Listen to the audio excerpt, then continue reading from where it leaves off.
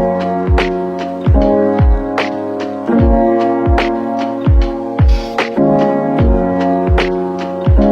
pessoal, estamos de volta com mais um vídeo do nosso Café com Cálculo, tá?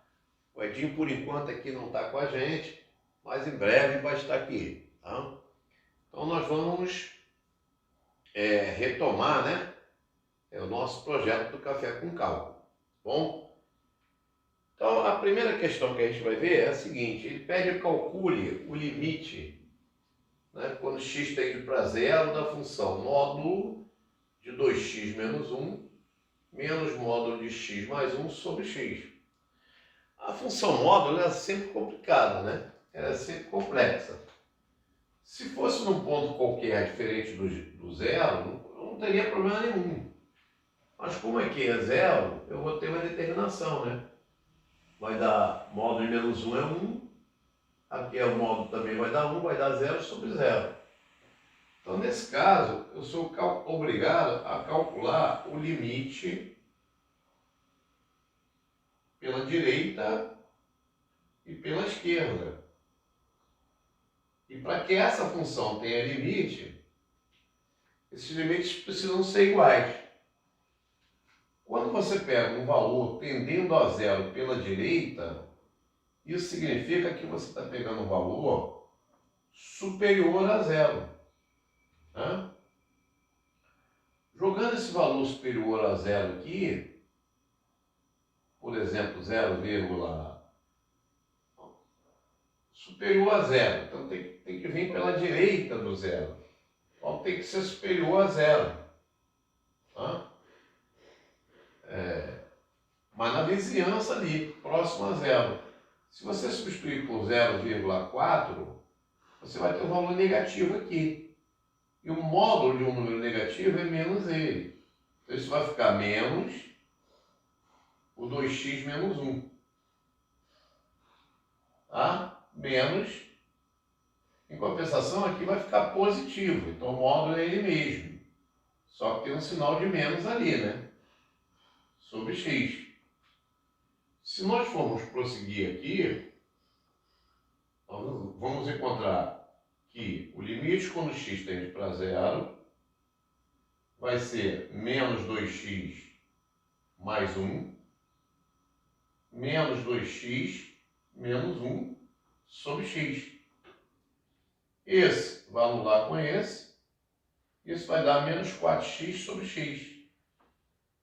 Como x se aproxima de zero, mas não é zero, esse limite pela direita deu menos 4. Tá? Agora, se o limite pela esquerda der um valor diferente, né, do menos 4, aí eu não tenho limite na minha função. Então, eu vou calcular o limite quando x tende a zero pela esquerda, por valores inferiores a zero. Tá? Então, se eu coloco um valor inferior a zero aqui, é um valor negativo. Então, negativo com negativo, esse módulo aqui dentro vai ficar negativo.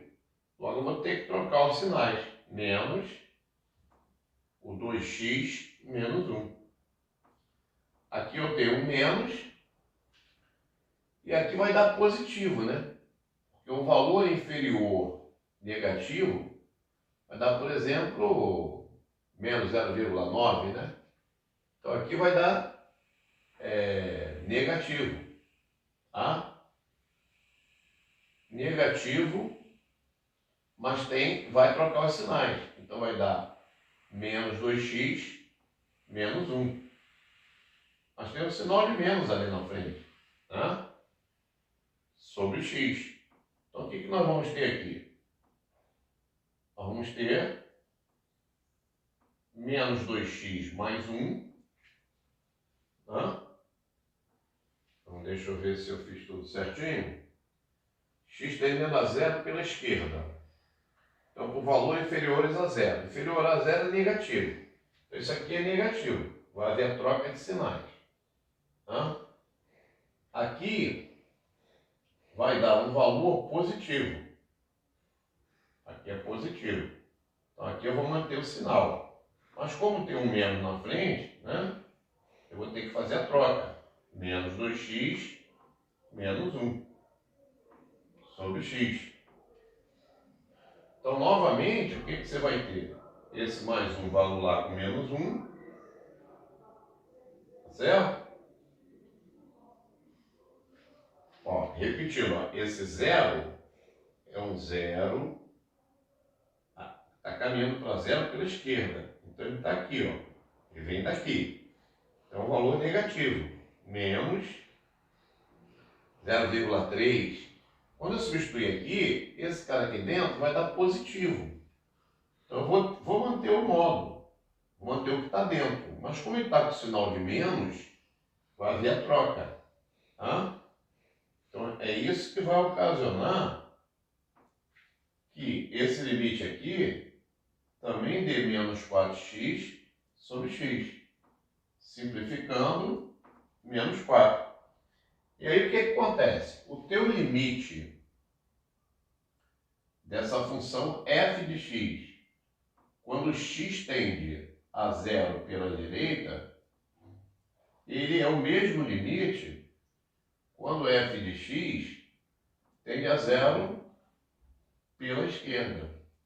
Então isso caracteriza que existe limite, e esse limite é quem? É menos 4. Se os limites laterais fossem diferentes, a função não teria o quê? Não teria limite. Tá beleza?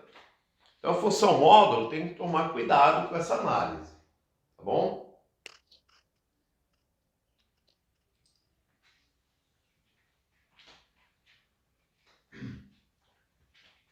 Bom, vamos lá, pessoal. Vamos voltar para mais uma questão aqui do nosso projeto Café com Cálculo. Tá? Por enquanto, o Edinho não está com a gente, mas ele vai retornar em breve. Então, aqui eu peço o seguinte: encontre os pontos sobre a curva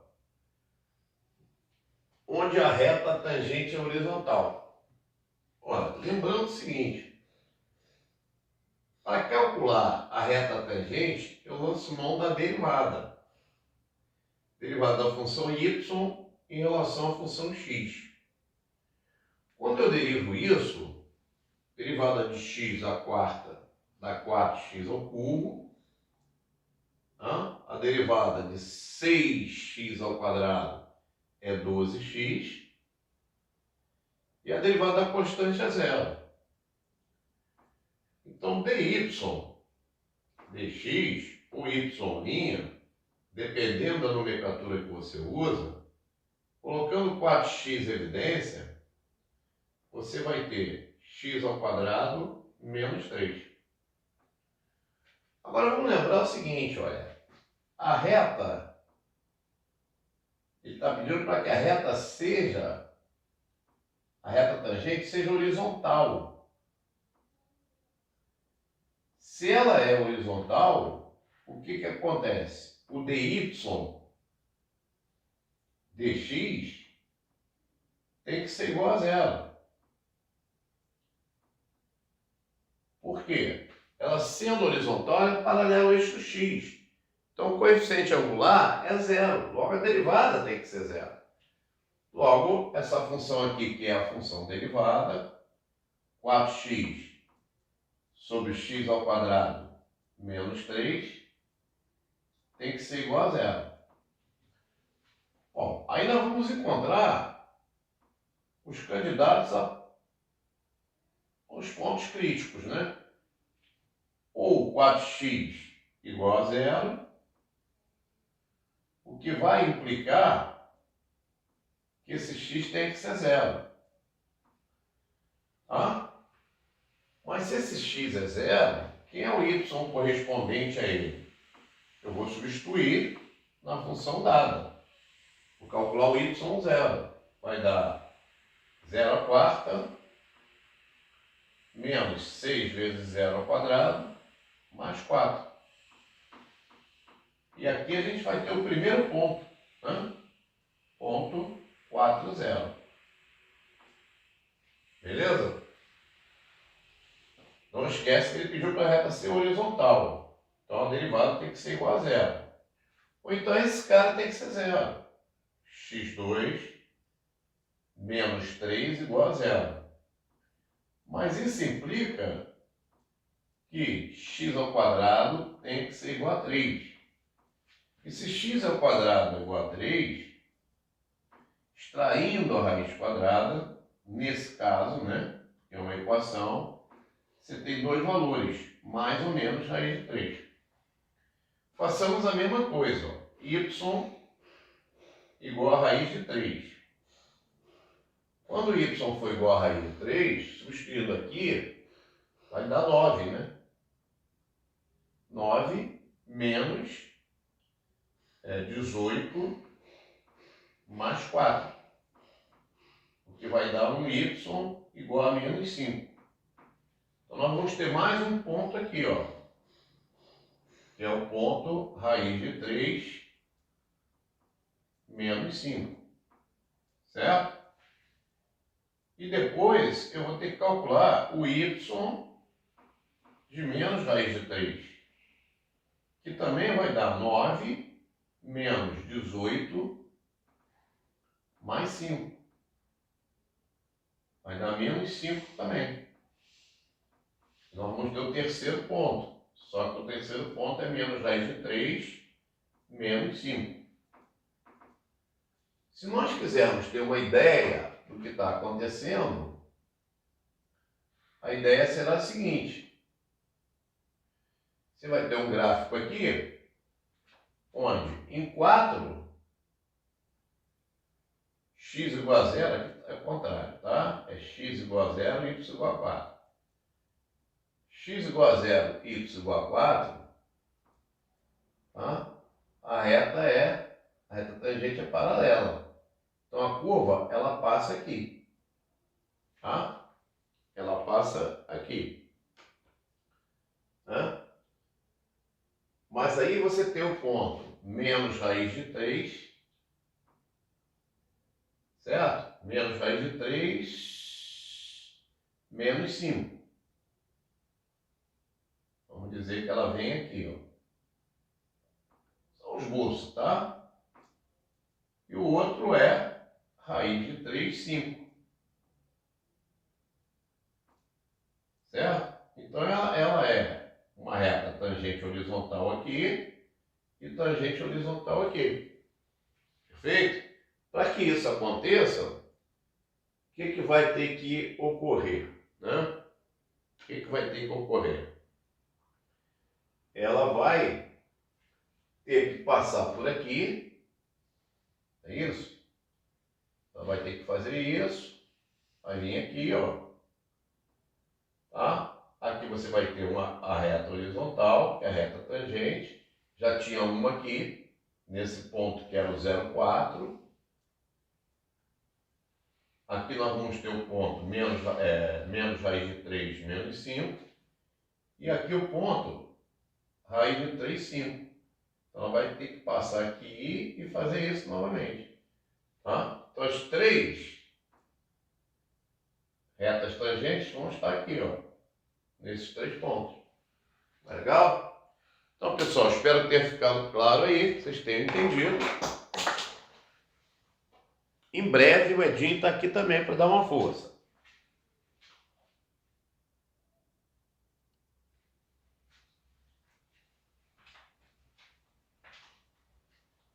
Bom, gente, nesse problema aqui eu tenho a aplicação das derivadas à física, tá?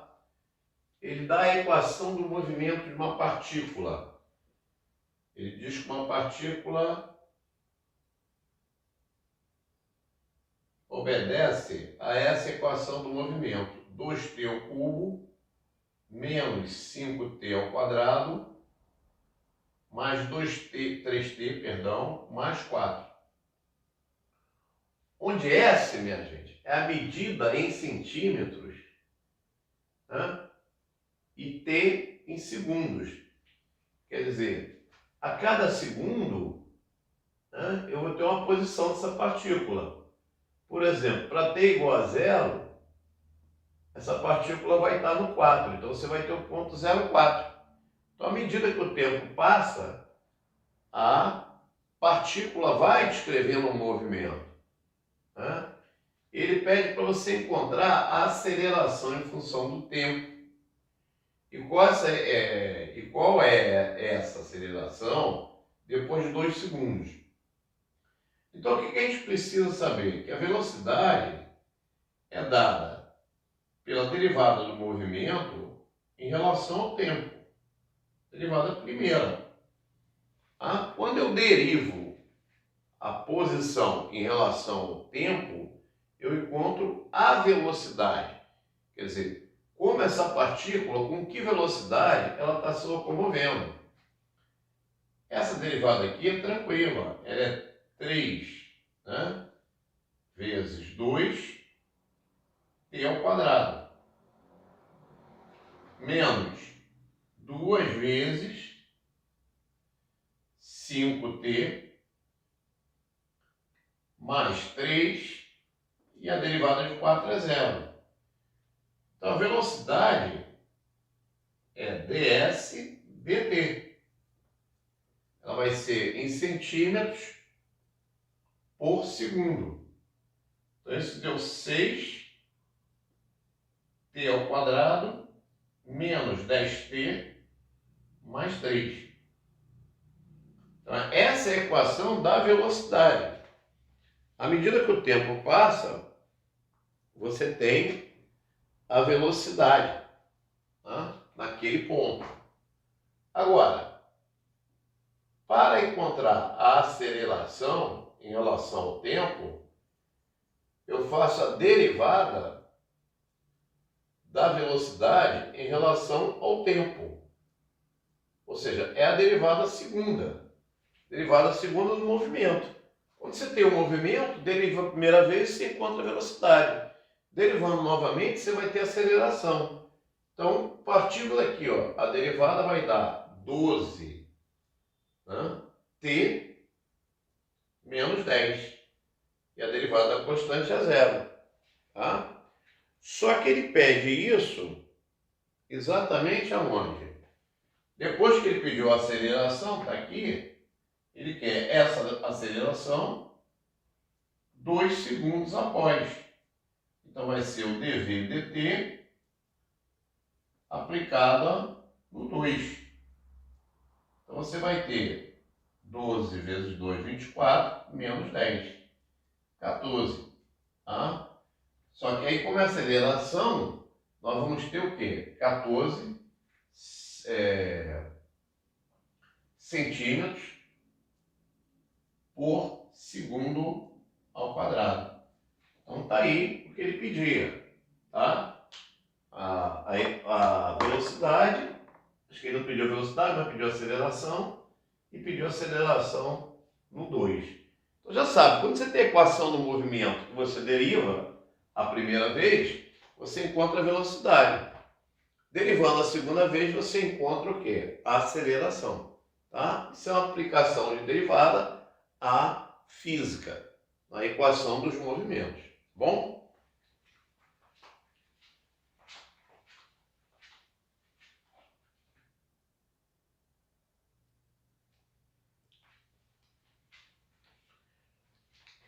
Bom, pessoal, nós vamos fechar o nosso café dessa semana com mais uma questão de derivada.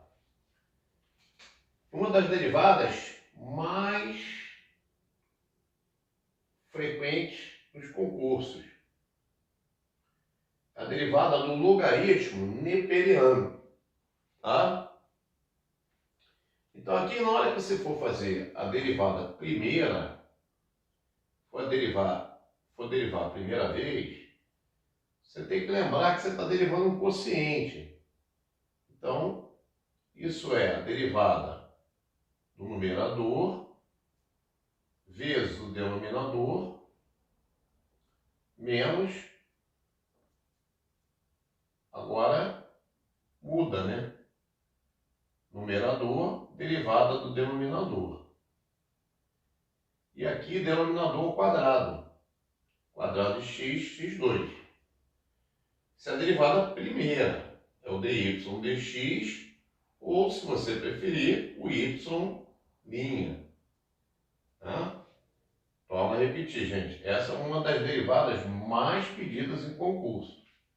Então, a derivada de lnx é o linha, quer dizer, a derivada dessa função x é 1 sobre ela.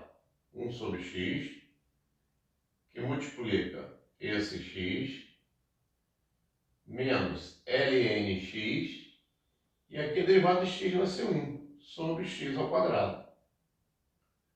Você vai simplificar esse x com esse x, e o teu dy dx, ou y', depende da nomenclatura que você usa, tanto faz, vai ficar 1 menos lnx sobre x ao quadrado. Muito bem. Agora ele pediu a derivada segunda também, né? A segunda derivada. Tá? A segunda derivada. O y duas linhas. Ou d2y sobre dx2, tanto faz. Então, y duas linhas é repetir, né? Então, aqui você vai ter numerador, derivada, 1 menos lnx, vezes lnx, menos 1 menos lnx, e aí a derivada,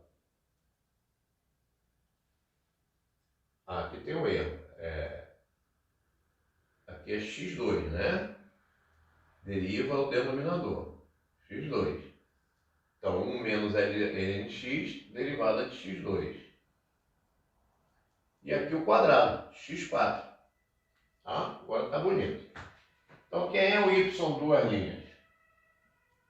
Ele vai ficar, derivada de 1 é 0, menos, novamente derivada de lnx, ó, 1 sobre x.